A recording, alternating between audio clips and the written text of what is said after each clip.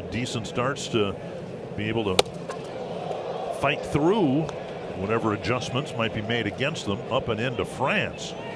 Ball one from Stashak. Confidence to me. It looks like he's a young hitter who expects himself to do well up there. Oh, that one did get him. 3 misfires by Stashak, all up high, and France reaches. And we hope it got him in the shoulder. That area. Got him in the back of the arm. And Stashak, who.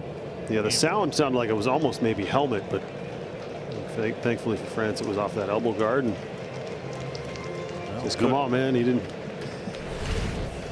Good inning for Stashak in the 6th, but now a hit batter will get Seager to the plate as the tying run, and Caleb Thielbar will be pitching to him.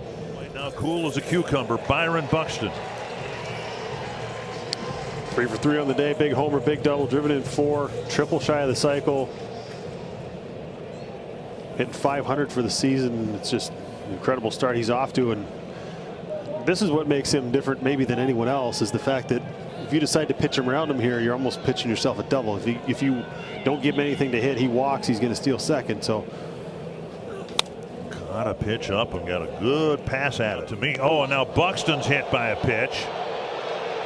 And that was a changeup, not a fastball. It's not. And again, given the, fans don't like it, but my goodness, he's the last guy you'd want to put on first base. And now the umpires are going to confer here, and I would imagine this is a discussion as to whether warnings should be issued.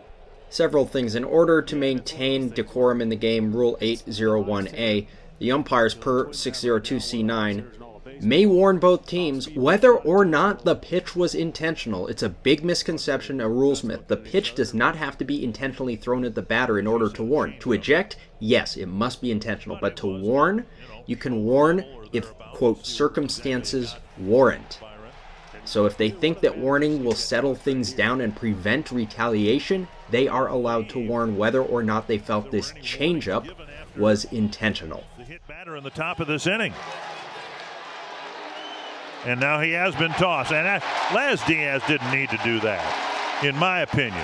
Scott Servais had turned his back and was walking back to the dugout, and Laz Diaz threw him out.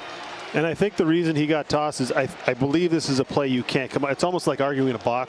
You can't come out of the dugout to argue this. This is one of those things that I think, because you see a manager almost get thrown out almost every time this happens. Warnings are issued, and one manager or the other wants to be able to respond. But I think they're not supposed to come out and actually argue that. So then throw him out when he steps out of the dugout, not when he's turning his back and walking back there. I agree with you there. This is truly a no-win situation for an umpire. Commentary is correct. Rule 602C9 comment. You are not allowed to exit to the dugout to argue a warning. If you do, the umpire, like Laz is doing here, says stop. You're supposed to warn them. If they continue, like Servais is pointing and still shouting, they are subject to ejection. So the umpires do this right. You're not supposed to eject them right when they leave the dugout. You're supposed to warn them first. The umpires clearly did. Servais continued. That placed him subject to ejection. So perceptually, it doesn't look good, but it is correct by rule. To score the next run.